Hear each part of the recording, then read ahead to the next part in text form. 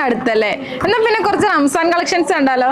House of സാരിയിലേക്ക് സ്വാഗതം. ഞാൻ ഈ സാരി ഉടുത്തിരിക്കുന്നത്, പിന്നെ ഈ സാരിയുടെ ഒരു ഫ്ലോയും കാണുമ്പോൾ ഏകദേശം നമുക്ക് ഗസ് ചെയ്യാൻ പറ്റും അല്ലേ.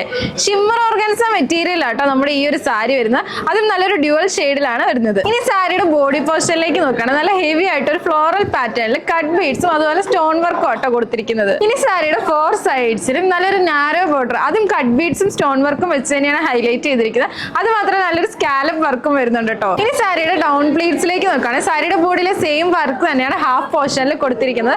അപ്പൊ ഞാൻ വേറെ ചെയ്തിരിക്കുന്ന കാണുമ്പോൾ തന്നെ മനസ്സിലാവില്ല, നല്ല ഫ്ലോയി ആയിട്ടുള്ള മെറ്റീരിയൽ ആയതുകൊണ്ട് ഡ്രേപ്പ് ചെയ്യാനും ഈസി ആയിരിക്കും. ഇനി നമ്മുടെ സാരിയുടെ ബ്ലൗസ് പീസിലേക്ക് നോക്കുകയാണ്. സാരിയുടെ സെയിം കളറിൽ സെയിം മെറ്റീരിയൽ ആട്ടോ ബ്ലൗസ് പീസ് വരുന്നത്.